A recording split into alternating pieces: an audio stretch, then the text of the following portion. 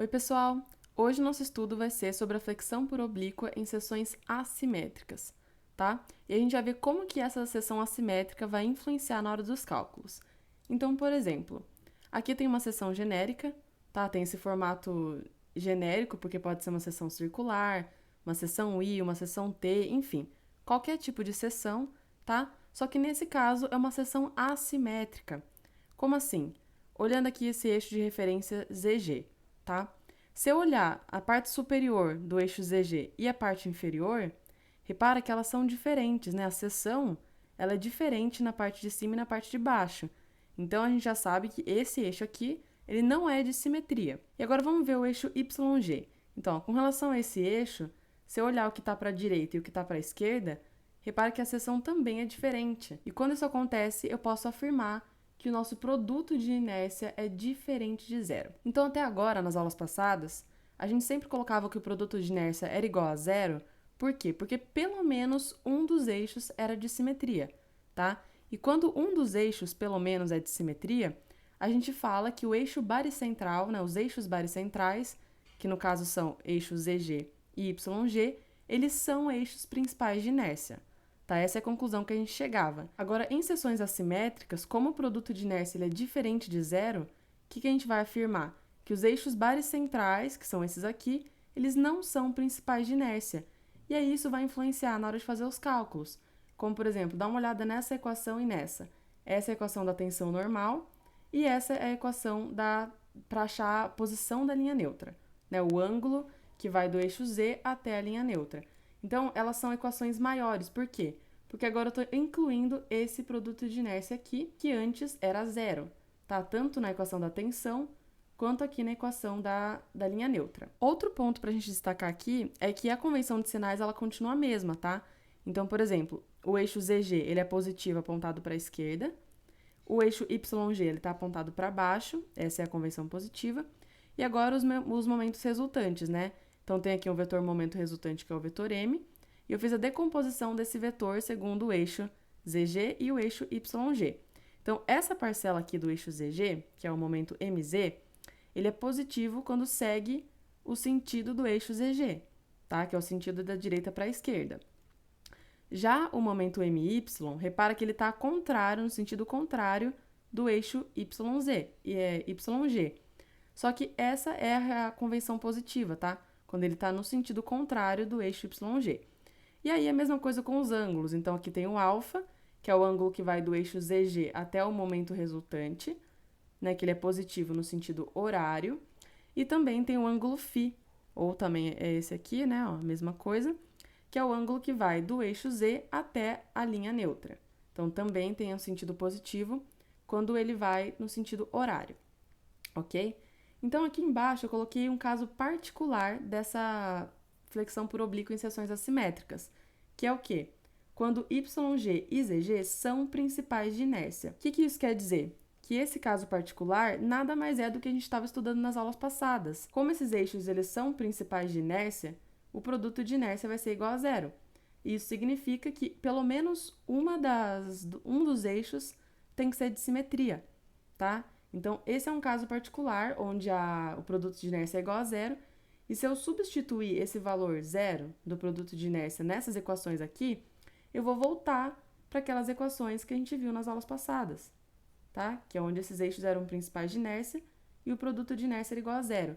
Então, essas equações aqui são completas, servem para qualquer tipo de caso. E um caso particular é o que a gente já estava estudando quando um dos eixos, ou os dois, eram de simetria. Então, agora que vocês já sabem como que calcula a tensão normal e como que encontra a linha neutra para o caso de seções assimétricas, nada melhor do que um exercício para fixar esses conceitos, certo? Então, esse problema de número 1, ele fala que para a viga abaixo, determinar a tensão máxima de tração e a tensão máxima de compressão.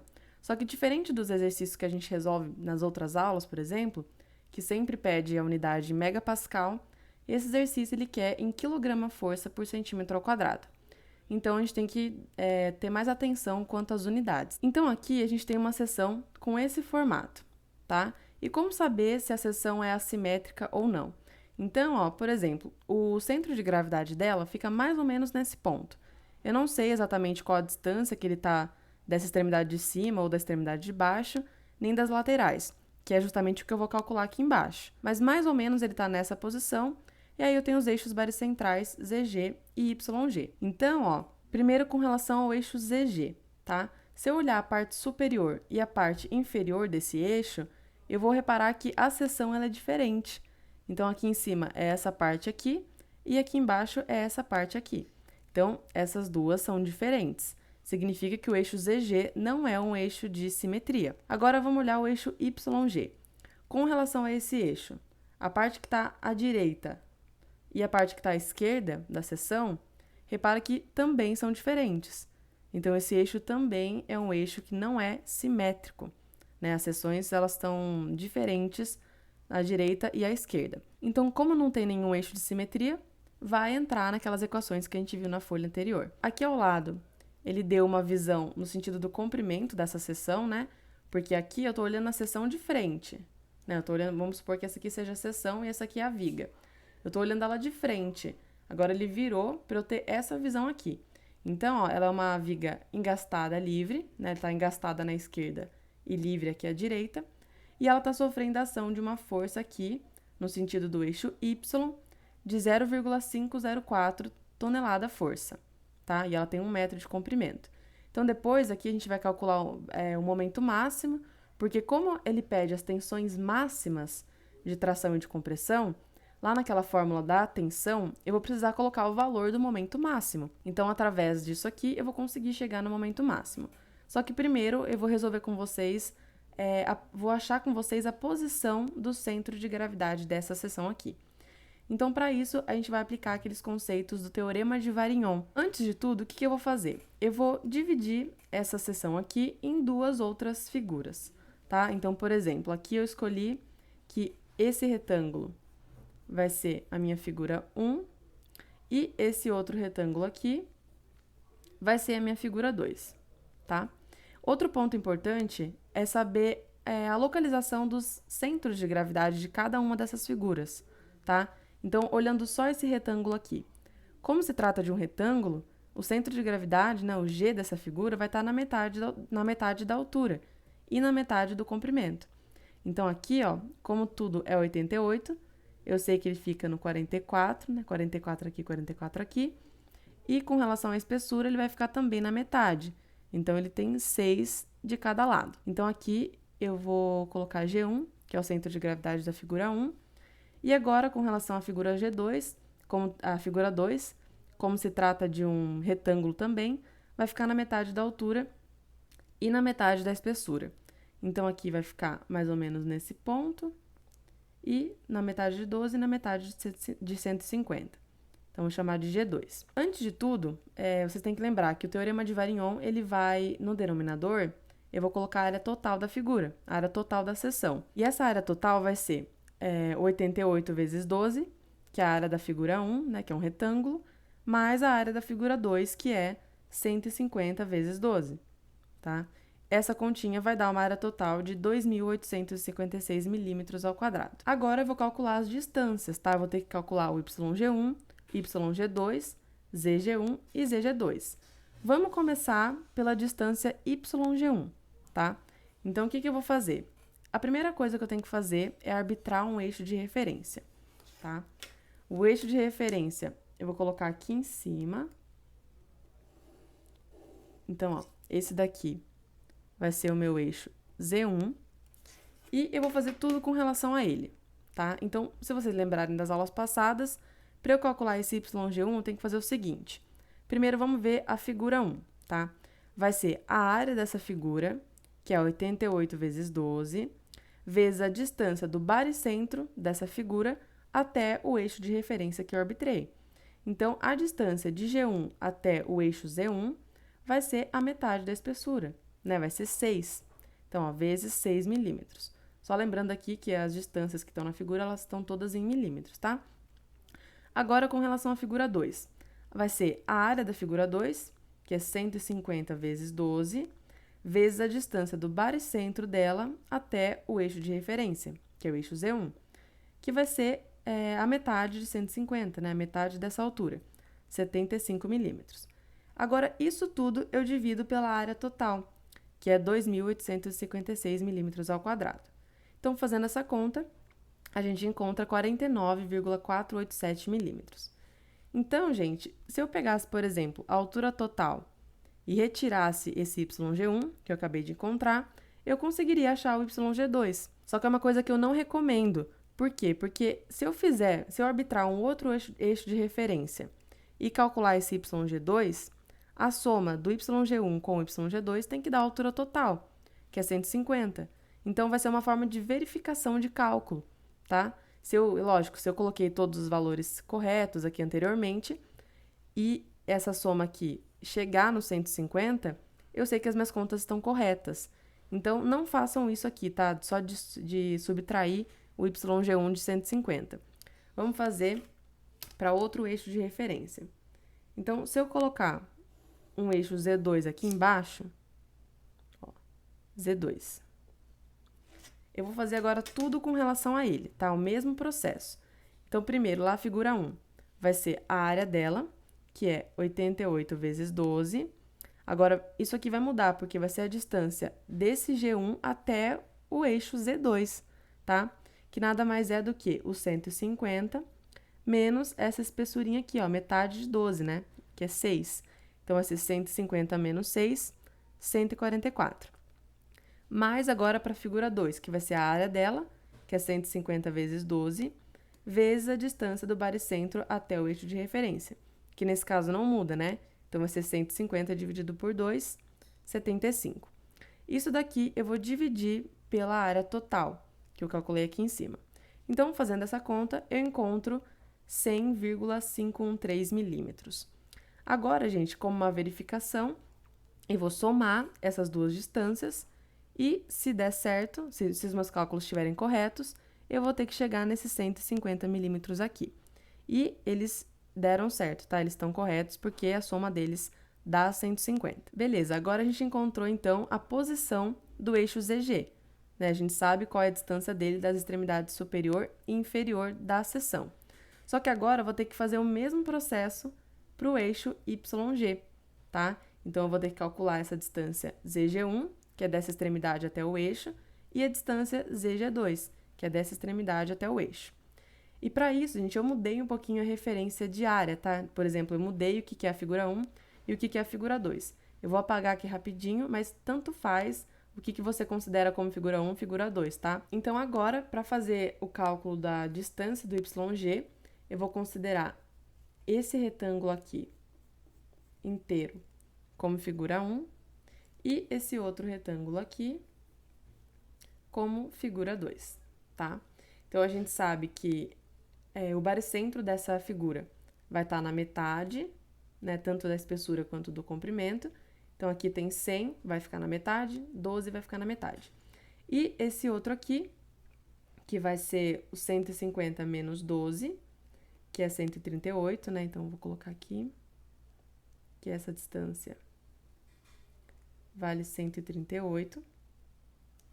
E assim eu já consigo começar os cálculos, então, para encontrar essa posição do YG. Então, vai ser o mesmo processo, tá, gente? Eu vou arbitrar aqui um eixo de referência, que agora vai ser esse daqui, eu escolhi esse daqui, e vou chamar ele de Y1. E vou fazer tudo com relação a ele, tá? Então, primeiro, eu vou pegar a área dessa figura, que é 100 vezes 12, tá? 100 vezes 12, vezes a distância do baricentro dela, né, que é esse G1 aqui, até o eixo de referência. Então, como isso tudo vale 100 milímetros, esse G1 vai estar localizado na metade, né? Então, 50 de distância. 12 vezes 50. Mas agora, com relação à figura 2, qual que vai ser a área da figura 2? A altura dela é 138, né? Que é o 150 menos a espessura de 12. 138 vezes 12, tá? E agora a distância do baricentro dela, que é esse G2 aqui, até o eixo de referência, vai ser a distância total, que é 100, menos essa espessura aqui, ó, que na verdade é a metade de 12, né? Então, 100 menos 6, 94. Então, vezes 94. Isso tudo dividido por 2.856, que é a nossa área total, ok?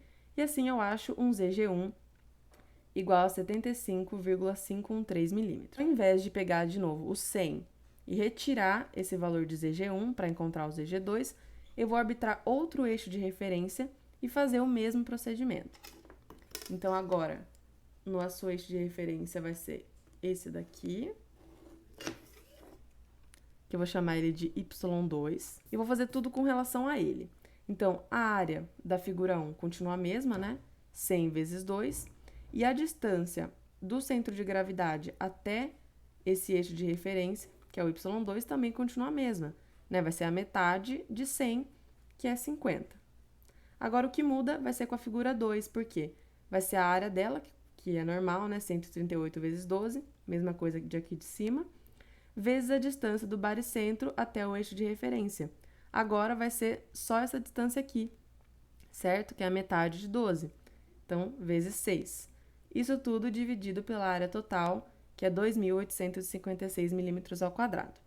Assim, eu encontro 24,487 milímetros. Fazendo a soma do ZG1 com o ZG2, eu encontro os 100 milímetros, que é essa distância aqui, tá? Da base da seção. Agora que a gente sabe a posição do centro de gravidade, eu vou calcular os momentos de inércia com relação ao eixo Z em relação ao eixo Y e depois o produto de inércia, tá? E para isso eu utilizei as seções particulares que a gente aprendeu lá no capítulo 3. Então, primeiro, para fazer com relação ao eixo Z. Aqui eu vou considerar um retângulo maior, cheio, e depois eu vou retirar essa parte vazia aqui, que não existe na seção, né? A seção é só essa parte aqui. Então, se eu considerar uma área cheia, retangular, que tem uma base de 100 milímetros e uma altura YG1, que é 49,487, eu vou colocar esses valores na fórmula, só que agora em centímetros, tá? Só lembrando aqui, ó, os momentos de inércia e também o produto de inércia, eles estão com a unidade em centímetros a quarta, que eu já fiz essa conversão para ajudar lá no final, que ele vai querer nossa atenção em quilograma-força por centímetro ao quadrado, né? Então, todas essas dimensões aqui, eu vou dividir por 10 para passar para centímetros na equação. Então, vamos lá. A base vai ser 100 milímetros, né? Que, na verdade, são 10 centímetros, vezes a altura ao cubo. A altura vai ser 4,9487 elevado ao cubo, dividido por 3. Só que esse retângulo todo aqui não é a minha seção, né? Ela tem essa parte vazia aqui. Então, a gente vai retirar, ó, vai ser menos esse retângulo menor aqui, que é a parte vazia. Que ele tem uma base de 88 milímetros, ou 8,8 centímetros. Tem uma altura, que é o YG1 menos 12. No caso, vai ser 3,7487 centímetros ao cubo. Isso tudo dividido por 3. E agora tem essa parte de baixo, que eu não vou precisar fazer esse macete de tirar a parte vazia, né? Porque essa parte da seção, ela tá toda em contato com o eixo Z. Então, vai ser a base dela, que é a espessura de 12 milímetros, né? Ou 1,2 centímetros, vezes a altura, que é o YG2, né? Ó, cadê? Aqui, 10,0513 ao cubo, dividido por 3. Fazendo essa conta, a gente acha um momento de inércia com relação ao eixo Z igual a 655,63 centímetros a quarta. Para fazer o momento de inércia com relação ao eixo Y, o que vai mudar é a nossa referência do que é base e o que é altura. A base dela agora vai ser essa espessura de 12, né, que é 1,2 centímetros, vezes a altura, que agora é o nosso ZG1, que é 75,513 milímetros, ou 7,5513 centímetros ao cubo, dividido por 3. E agora, essa parte que está à direita do eixo, né? Que vai entrar naquele caso de eu tirar a parte vazia nas minhas contas. Então, eu vou considerar um retângulo maior, cheio, de base 150, ou 15 centímetros. A altura vai ser esse ZG2, que é 2,4487 centímetros, né, ó, ao cubo dividido por 3, e agora eu vou retirar a parte vazia. Essa parte vazia vai ter uma base igual a 138 milímetros, ou 13,8 centímetros. A altura dela vai ser o ZG2 menos a espessura de 12, né? Vai ser, ó, 24,487 menos 12, que vai dar 1,2487 ao cubo, dividido por 3. E aí eu encontro um valor de 236,69 centímetros a quarta. Para calcular o produto de inércia, a gente tem que tomar um pouquinho de cuidado com o sinal. Por quê? Porque o sinal ele é dependente do quadrante que eu estou analisando. Por exemplo, esse primeiro quadrante aqui, ele carrega um sinal positivo. Esse segundo quadrante carrega um sinal negativo. Aqui é positivo de novo e aqui é negativo de novo. Então, para vocês entenderem melhor, vamos fazer os cálculos aqui. Só lembrando também que, como eu estou lidando com seções retangulares, a equação que eu vou usar para calcular o produto de inércia vai ser base ao quadrado vezes altura ao quadrado dividido por 4, tá? Então, para o primeiro quadrante aqui, o que eu vou ter que fazer? Vou fazer aquele esquema de novo de considerar um retângulo maior e depois retirar a parte vazia, tá? Então, aqui, ó, nesse caso, a base vai ser o nosso ZG2, que vale 2,4487 centímetros. Eu vou levar esse valor ao quadrado, vezes a altura ao quadrado. A altura vai ser o nosso YG1, e isso eu divido por 4. E agora eu vou retirar a parte vazia.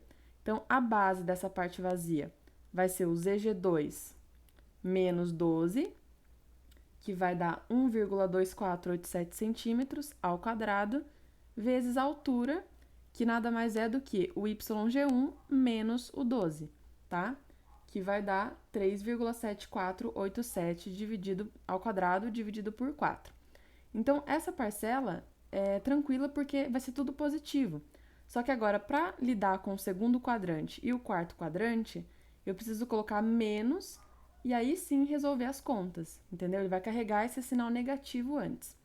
Então, vai ser menos tudo isso daqui, tá? Começando aqui pelo quarto quadrante, que vai carregar esse sinal negativo. Eu tenho uma base que é igual ao ZG2, né? Que é 2,4487 centímetros ao quadrado, vezes a altura, que é o nosso YG2, tá? Que é 10,0513 centímetros, ao quadrado também, dividido por 4. E menos essa parte vazia aqui, certo? Que vai ter uma base igual a ZG2 menos 12, que é 1,2487 ao quadrado, vezes a altura, que é a mesma, né? Dividido por 4, ao quadrado dividido por 4. E agora, no segundo quadrante, vai ser a mesma coisa, tá? Ele vai carregar o sinal negativo antes, e aí sim eu faço as continhas. Nesse caso, eu considerei a base como o nosso YG1, tá? Então, vai ser o YG1, 4,9487 ao quadrado, vezes a altura, que agora vai ser o ZG1, que é 7,5513 centímetros ao quadrado, dividido por 4.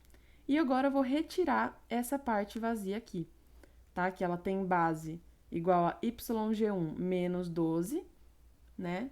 Que vai dar 3,7487 ao quadrado, vezes a altura, que é o nosso ZG1, né? Que vale 7,5513 centímetros ao quadrado, dividido por 4. Fazendo essa conta, eu acho um produto de inércia igual a menos 229,61 centímetros a quarta. Para fechar essa parte, basta que a gente calcule o momento fletor máximo que atua nessa viga, ok? Então, eu já mostrei aqui para vocês como que ela é, né? Que ela é engastada livre, tem 1 metro de comprimento e tem esse esforço atuando lá na extremidade direita, né, na extremidade livre. Então, esse esforço que está na direção Y vai causar um cortante em Y, de 0,504 positivo, e um momento fletor na direção do eixo Z, tá? Então, o cortante em Y causa um momento em torno do eixo Z. E esse momento vai ser o 0,504 multiplicado pelo comprimento de 1 metro. Então, o momento máximo é de menos 0,504 tonelada força metro. Agora que a gente tem todos os valores calculados, né, de momento de inércia, produto de inércia, tem as distâncias aqui do eixo baricentral, que eu também coloquei nessa imagem, em milímetros. Então, basta que a gente substitua naquelas equações vistas na primeira página, né? Então, primeiro, vamos encontrar aonde que está a linha neutra dessa seção aqui. Tá? A linha neutra que divide a parte tracionada da parte comprimida da seção. Então, a equação é essa, tá? A gente já tem o valor do momento de inércia com relação ao eixo Z, que é 655,63, O ângulo alfa, ele é igual a zero. Só lembrando que o ângulo alfa, ele vai do eixo Z até o vetor momento resultante. Só que como vocês viram na outra folha, na folha anterior, o momento resultante é apenas o MZ, tá? Então, é o momento que atua no próprio eixo Z. Então, aqui a tangente de zero menos o produto de inércia, dividido pelo momento de inércia com relação ao eixo Y, menos a multiplicação entre o produto de inércia e a tangente de alfa, que é igual a zero. Então, fazendo essa conta, eu acho que a tangente de φ, que é o ângulo que vai do eixo Z até a linha neutra, é igual a 0,97. Só que esse é o valor da tangente de φ. Então, para achar o valor do ângulo em si, eu vou ter que fazer o arco tangente desse valor, tá? Então, a tangente é menos 1 lá da calculadora. Tangente é menos 1 de 0,97, eu vou achar um ângulo de 44,13 graus. Então, agora eu vou só desenhar ele aqui na figura para a gente ter uma noção de onde que está posicionada a linha neutra. Então, aqui eu desenhei a linha neutra, né, mais ou menos, com um ângulo de 44,13, que é esse ângulo φ aqui, e eu sei que ela vai dividir uma região da seção que vai tracionar e a outra que vai comprimir. E sobre ela, a gente também sabe que as tensões são nulas. O segundo passo agora é substituir os valores na equação da tensão normal σx, ok? E aí, depois de fazer toda essa substituição, a gente vai chegar numa expressão que tem duas variáveis. Tem essa variável z e essa variável y. Dessa forma, eu vou conseguir calcular a tensão normal em qualquer ponto da seção transversal. Então, essas aqui são as coordenadas desse ponto, ok? Então, ó, outra observação é que eu já fiz uma conversão de unidades do momento fletor, porque a gente encontrou lá na folha anterior um momento de 0,504 tonelada-força metro. Só que o exercício quer a tensão em quilograma-força por centímetro ao quadrado. Então, eu já vou fazer essa conversão do momento para quilograma-força vezes centímetro. Então, para fazer essa mudança de tonelada-força metro para quilograma-força centímetro, é só multiplicar por 10 à quinta. Então, ó, sempre que eu tive um momento aqui, eu coloquei esse valor vezes 10 à quinta. Outra observação é que, nesse caso, não tem momento em torno do eixo Y. A gente só tem o MZ, porque tem uma carga atuando em Y, e essa carga vai causar um momento MZ. Tá? Então, essa parcela aqui vai zerar, e essa parcela aqui vai zerar também. Substituindo os valores nessa equação, a gente encontra essa expressão aqui, ó, que menos 122,94 vezes Z, menos 116,427Y. Basta que a gente encontre agora o valor da tensão normal máxima, tanto de tração quanto de compressão. Então, ó, eu não sei aqui qual ponto que está tracionando e qual lado que está tracionando e qual lado que está comprimindo.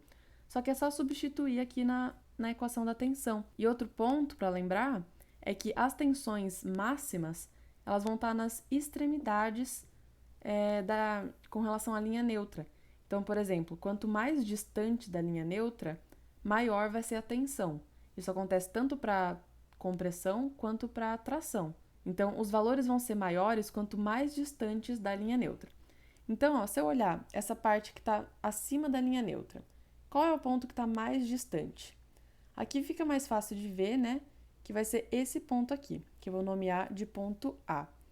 Aí, nessa parte de baixo, eu posso ficar com alguma dúvida. Não sei se vai ser esse ponto ou se vai ser esse ponto aqui. Então, eu vou chamar esse ponto aqui de ponto B e esse ponto aqui de ponto C, ok? E o que eu vou fazer agora? Eu vou achar a coordenada desses pontos e substituir nessa equação aqui. Então, por exemplo, o ponto A, ele tem coordenadas, lembrando que aqui eu coloquei a coordenada já em centímetro, tá? Para poder chegar nessa unidade final aqui. Então, ó, esse ponto A, ele vai ter coordenada negativa para Z, né? Vai ser menos 2,4487 centímetros. E para Y também vai ser negativa, né? Vai ser menos 4,9487 centímetros. Se eu substituir o Z nessa equação e o Y também, eu vou encontrar uma tensão positiva de 853,01 kgf por centímetro ao quadrado. Então, aqui eu já vi que ela é positiva. Significa que esse lado, né, que está acima da linha neutra, ele está todo sendo tracionado. E aqui vai ser comprimido, tá? Esse lado aqui. Então, para o ponto B e para o ponto C vai ser a mesma coisa. É só eu achar a coordenada de cada um, né, o ponto em Z e o ponto em Y, que ele está localizado, e fazer a substituição na equação da tensão. Qual deles tiver o maior valor, eu vou chamar de tensão máxima, né? Vai ser a minha tensão máxima. Nesse caso, a tensão em B deu menos 1029,20 e em C deu menos 416,09 kgfm por centímetro ao quadrado. A conclusão que eu chego é que essa daqui é a tensão máxima de compressão, porque tem o sinal negativo, e essa aqui é a tensão máxima de tração, porque tem o sinal positivo. Por hoje era isso, espero que tenha ficado claro para vocês, espero que tenham entendido. Qualquer dúvida é só me perguntar.